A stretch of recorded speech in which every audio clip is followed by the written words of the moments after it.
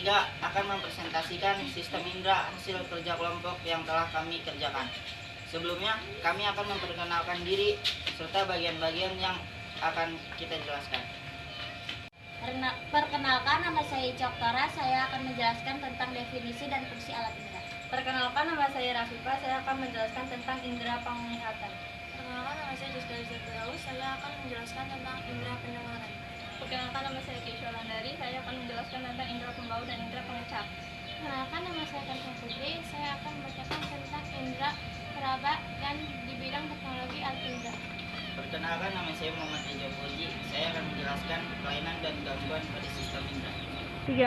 3. Di video kali ini kita masih membahas tentang sistem koordinasi. Kalau sebelumnya kalian telah belajar tentang sistem saraf, sekarang kalian akan belajar tentang sistem indera.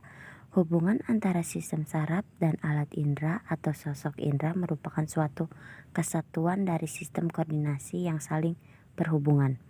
Nah, hubungannya apa? Kita tahu kan sistem saraf itu berfungsi menerima dan menghantarkan rangsangan ke seluruh tubuh. Nah, sistem indera atau alat indera yaitu merupakan alat yang ada pada tubuh kita yang dapat menangkap rangsangan karena pada alat indera itu terdapat ujung-ujung saraf sensorik. Setiap hari kita pasti melakukan aktivitas yang tanpa kita sadari kita terkontrol oleh sistem koordinasi kita.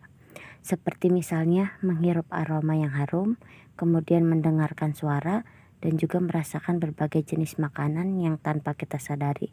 Semua itu diatur oleh sistem indera pada tubuh kita. Pertama adalah indera penglihatan atau mata. Nah, mata merupakan indera penglihatan yang tertindak sebagai faktor reseptor yang mampu menerima rangsangan berupa cahaya untuk bagian-bagian mata. Dapat kalian lihat di gambar berikut. Yang pertama ada aksesori mata, yaitu alis. Kemudian ada orbita atau lekukan tulang yang berisi bola mata. Kemudian ada kelopak mata, ada otot mata, dan juga ada air mata yang mengandung garam, mukosa, dan juga lisocim untuk membasahi permukaan mata dan mempertahankan kelembapan mata. Selain itu, ada juga bola mata yang terdiri dari lapisan luar, yaitu ada tunika fibrosa yang merupakan lapisan terluar yang keras. Selain itu, ada sklera yang merupakan bagian dari kiri mata yang tersusun dari jaringan ikat fibrosa yang berwarna putih dan memberikan bentuk pada bola mata. Kemudian ada kornea yang berfungsi untuk memfokuskan cahaya. Selanjutnya, untuk lapisan tengah bola mata itu ada koroid yang mengandung banyak pembuluh darah dan berfungsi memberikan nutrisi pada retina. Kemudian ada badan ciliaris yang mengandung pembuluh darah dan juga berfungsi dalam akomodasi penglihatan atau mengubah fokus objek. Kemudian ada iris, yaitu bagian yang berwarna pada mata yang terdiri atas jaringan ikat dan juga oval untuk mengendalikan diameter setiap. Dan di tengah iris itu ada lubang yang disebut dengan pupil yang berfungsi mengatur intensitas cahaya yang masuk ke dalam mata. Selanjutnya ada lensa yang merupakan struktur konveks atau cembung pada kedua posisi yang terletak di belakang pupil dan bersifat elastis.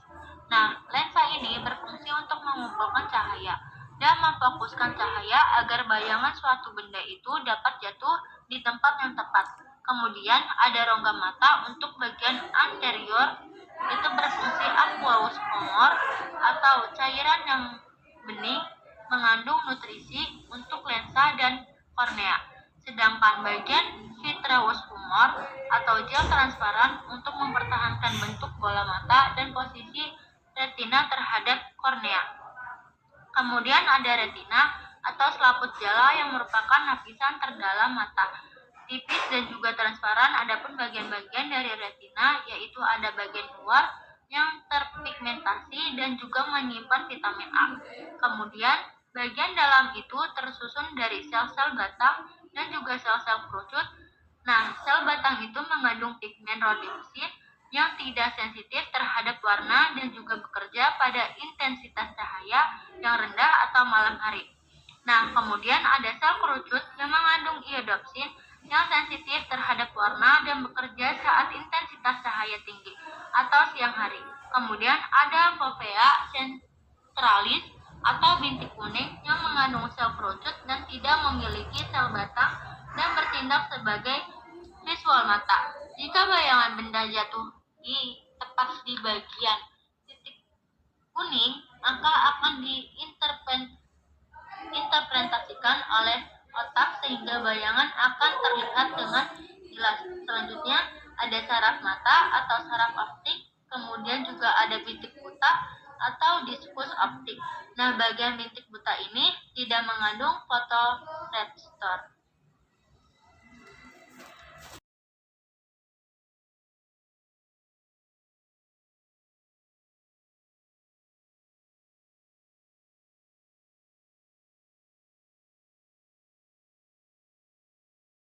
Sistem indera yang keempat adalah indera pendengar atau telinga yang menerima rangsangan berupa getaran atau fonoreseptor dan berperan penting dalam keseimbangan dan menentukan posisi tubuh. Adapun bagian-bagian dari telinga yaitu ada telinga bagian luar, tengah, dan juga dalam. Untuk bagian luar yaitu ada daun telinga yang berfungsi untuk menerima dan mengumpulkan suara yang masuk ke dalam telinga. Nah, daun telinga ini tersusun atas tulang rawan dan juga jaringan fibrosa kecuali pada ujung paling bawah atau cuping telinga yang tersusun dari lemak. Kemudian ada membran timfani atau gendang pendengar yang merupakan perbatasan antara bagian luar dengan bagian tengah. Membran timfani memiliki tegangan dan ketebalan yang sesuai untuk menggetarkan gelombang bunyi secara mekanis. Permukaan luar dari membran timfani itu dilapisi oleh kulit, sedangkan bagian dalamnya itu dilapisi oleh membran mukosa. Kemudian ada telinga bagian tengah yang terdiri dari saluran eustachius. Nah, saluran eustachius ini menghubungkan telinga tengah dengan faring dan berfungsi menyeimbangkan tekanan udara pada kedua sisi membran timfani. Kemudian ada tulang-tulang pendengaran, yaitu ada malleus atau martil, incus atau landasan, dan juga stapes atau sanggurdi. Nah, tulang-tulang pendengaran ini berfungsi mengalirkan getaran dari membran timfani menuju ke tingkat oval yang membatasi telinga bagian tengah dengan bagian dalam. Selanjutnya, untuk bagian telinga dalam, yaitu terdapat labirin tulang dan juga labirin membranosa. Nah, pada labirin tulang itu terdiri dari 3 bagian. Yang pertama adalah vestibula yang mengandung reseptor keseimbangan tubuh. Kemudian ada kanalis semisirkularis atau 3 buah saluran setengah lingkaran, dan juga ada koklea yang berbentuk seperti rumah seafood yang mengandung reseptor pendengaran. Selanjutnya, untuk labirin membranosa itu terdiri atas 2 kantong, yaitu ada utriculus dan sacculus yang di dalamnya itu mengandung reseptor untuk keseimbangan atau equilibrium. Adapun mekanisme kita bisa mendengar, yaitu manusia mampu mendengar bunyi yang berada pada frekuensi 20 sampai 20.000 gelombang per detik. Nah, untuk mekanismenya, yaitu apabila ada gelombang bunyi atau getaran yang kemudian masuk melalui udara menuju ke telinga dan ditangkap oleh daun telinga, kemudian diteruskan menuju gendang telinga sehingga gendang telinga bergetar dan diteruskan menuju tulang-tulang pendengaran yang kemudian diteruskan juga ke ujung syaraf. Nah, dari ujung syaraf ini nanti akan disampaikan ke otak agar diolah sehingga kita bisa mendengar. Indera pembau, hidung. Hidung memiliki kemoreseptor yang berfungsi menerima rangsangan berupa bau atau zat kimia berbentuk gas. Adapun struktur dari indera pembau yaitu terdapat sel penyongkong berupa sel epitel dan sel pembau olfaktori berupa saraf sebagai reseptor. Sel-sel olfaktori ini memiliki tonjolan yang dendrit berupa rambut-rambut yang terletak pada serabut lendir hidung, sedangkan ujung yang lainnya berupa tonjolan akson membentuk berkas yang disebut sebagai saraf olfaktori. Nah, saraf inilah yang menembus tulang lapis dan juga masuk ke dalam otak manusia. Nah, selanjutnya, bagaimana mekanisme hidung sebagai indera pembau? Yang pertama Apabila ada gas masuk ke hidung, maka gas tersebut akan larut pada selaput glukosa dan kemudian merangsang silia saraf reseptor, dan rangsangan akan diteruskan ke otak untuk diolah sehingga kita dapat mengetahui jenis bau yang kita hirup. Indra pengecap lidah. Lidah memiliki kemoreseptor berupa kuncup pengecap yang berada di papila lidah. Macam-macam papila lidah. Yang pertama, papila filiformis, yang berbentuk kerucut kecil yang menutupi bagian dorsum lidah atau permukaan atas yang tidak mengandung kuncup pengecap. Selanjutnya, papila fungiformis, yang berbentuk bulat, terdapat di dekat ujung lidah dan mengandung 5 kuncup pengecap pada setiap papila. Selanjutnya, ada papila circumvallata, yang berbentuk menonjol dan tersusun seperti huruf V dan banyak terdapat di bagian belakang lidah serta mengandung 100 kuncup pengecap. Yang keempat ada papila foliata, yang berbentuk seperti daun dan terletak di bagian tepi pangkal lidah dan mengandung sekitar 1.300 kuncup pengecap di setiap lipatannya. Area kepekaan rasa. Ada 4 area kepekaan rasa pada lidah, yaitu ada bagian ujung lidah yang sensitif terhadap rasa manis. Kemudian ada pengecap rasa asin yang terdapat hampir seluruh area lidah, tetapi hanya terkumpul di bagian samping. Kemudian ada pengecap rasa asam yang terdapat di lidah agak ke belakang, dan juga ada pengecap pahit yang terdapat di bagian belakang pangkal lidah. Adapun mekanisme cara lidah bekerja, yang pertama, apabila ada makanan atau minuman yang sudah berupa larutan yang akan menyentuh papila lidah dan kemudian akan merangsang ujung-ujung saraf pengecap atau saraf gustatori, yang akan diteruskan rangsangannya itu menuju ke pusat saraf atau otak, dan otak akan menginterpretasikan perasa makanan atau minuman tersebut. Indra peraba atau kulit. Kulit ini sebagai penerima rangsang sentuhan atau tengoreseptor. Kulit memiliki beberapa tengoreseptor untuk mengubah stimulus dari lingkungan menjadi input saraf. Adapun beberapa reseptor sensor pada kulit, yaitu yang pertama, corpuscula Pacini yang merupakan reseptor dari tekanan yang kuat. Kedua, ada corpuscula Meissner yang mendeteksi rangsangan berupa sentuhan. Yang ketiga, ada corpuscula Ruffini yang berfungsi menerima rangsangan panas. Yang keempat, ada corpuscula Krause yang berfungsi menerima rangsangan dingin. Kemudian yang kelima, ada cakra Merkel atau lempeng Merkel yang mendeteksi sentuhan ataupun tekanan yang ringan. Kemudian yang terakhir, ada ujung saraf bebas atau tanpa selaput yang mendeteksi rasa nyeri, sentuhan ringan, dan suhu panas ataupun dingin.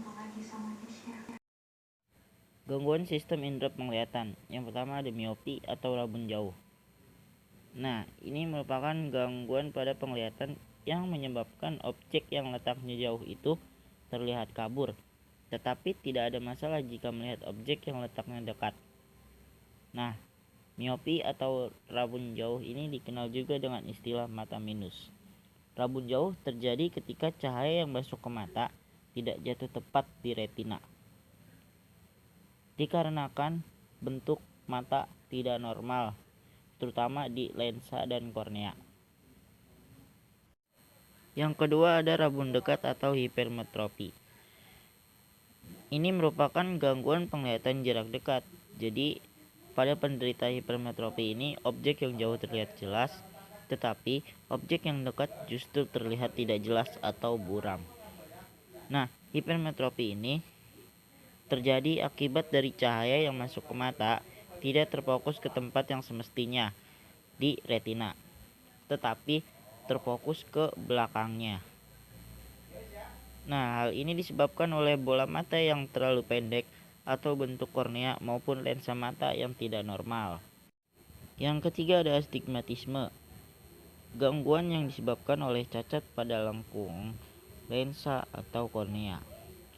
Ini mengakibatkan pandangan jadi terdistorsi atau kabur. Yang keempat ada rabun senja, kondisi di mana terjadi penurunan ketajaman penglihatan secara signifikan ketika berada di lingkungan gelap. Nah, rabun senja ini dikenal juga dengan istilah nyctalopia. Yang kelima ada katarak, lensa mata keruh dan berawan. Ini umumnya berkembang perlahan dan awalnya tidak akan terganggu. Yang keenam ada glaukoma, gangguan yang ditandai dengan terjadinya kerusakan saraf mata yang sering disebabkan tekanan tinggi pada mata. Gangguan ini gejala nyeri mata, mata mentah, penglihatan kabur, mual, dan muntah. Harus segera ditangani atau akan berpotensi buta. Yang ketujuh ada buta warna, kondisi mata yang tidak mampu melihat warna secara normal, sulit membedakan warna. Buta warna dibagi menjadi dua, yang pertama buta warna parsial, kedua ada buta warna total. Buta warna parsial sulit membedakan sebagian warna, dan buta warna total tidak dapat melihat warna sama sekali. Selanjutnya gangguan yang terjadi pada indera penciuman atau hidung. Yang pertama ada hiposmia. Nah, ini hilangnya sebagian kemampuan mencium bau. Bisa jadi diakibatkan gangguan otak dan sistem saraf tubuh, terutama saraf penciuman. Yang kedua ada anosmia. Nah, ini hilangnya seseorang untuk mencium bau. Kondisi ini juga menyebabkan hilangnya kemampuan untuk merasakan makanan. Hal ini bisa memicu hilangnya nafsu makan, penurunan berat badan, malnutrisi, hingga depresi. Yang ketiga ada hiperosmia, gangguan penciuman yang membuat indera penciuman sangat sensitif terhadap bau. Disebabkan penyakit dan tiba-tiba muncul. Selanjutnya gangguan sistem indera peraba. Yang pertama ada furunkulosis, abses pada kulit yang menyerupai bisul. Terjadi akibat dari infeksi bakteri jenis Staphylococcus. Yang kedua ada furunkel, sering mempengaruhi folikel rambut dan jaringan di sekitarnya. Umumnya muncul di bagian kulit berambut. Yang ketiga, kanker kulit atau melanoma. Sel-sel melanosit tumbuh tidak normal dan tidak terkendali sehingga berkembang jadi kanker. Nah, penyebab melanosit bermutasi belum diketahui. Selanjutnya ada gangguan sistem indera pendengaran. Yang pertama ada otitis media. Ini infeksi telinga tengah atau rongga belakang gendang telinga. Sering kali ditimbulkan batuk pilek, flu, dan alergi. Yang kedua ada mastoiditis, infeksi pada rongga tulang mastoid. Bisa jadi juga komplikasi atau perluasan dari adanya infeksi telinga tengah yang terjadi dalam waktu cukup lama. Penyebabnya dari bakteri. Yang ketiga ada tuli, tidak dapat mendengar suara secara sebagian atau keseluruhan pada salah satu telinga atau kedua telinganya. Penyebabnya bermacam-macam. Penumpukan kotoran saluran pendengaran, kerusakan tulang pendengaran, penumpukan cairan infeksi, efek suara keras, umur, bawaan lahir. Selanjutnya ada gangguan sistem indera pengecap. Yang pertama ada glositis, peradangan pada lidah. Glositis parah dapat menyebabkan rasa sakit dan bisa menyulitkan saat makan atau bicara. Tidak dapat mendengar suara secara sebagian atau keseluruhan pada salah satu telinga atau kedua telinganya. Penyebabnya bermacam-macam. Penumpukan kotoran saluran pendengaran, kerusakan tulang pendengaran, penumpukan cairan infeksi, efek suara keras, umur, bawaan lahir. Selanjutnya ada gangguan sistem indera pengecap. Yang pertama ada glositis, peradangan pada lidah. Glositis parah dapat menyebabkan rasa sakit dan bisa menyulitkan saat makan atau bicara. Diakibatkan infeksi bakteri dan jamur yang menyerang sistem imun lemah. Infeksi virus yang menyebabkan glositis adalah herpes simplex. Yang kedua ada hipogeusia, penurunan kemampuan untuk merasakan berbagai rasa. Masih bisa merasakan rasa makanan, tetapi kepekaannya berkurang. Yang ketiga ada ageusia. Seseorang tidak bisa merasakan apapun dari makanan yang ia makan. Sekian video presentasi dari kelompok kami, kurang lebihnya mohon maaf. Wassalamualaikum.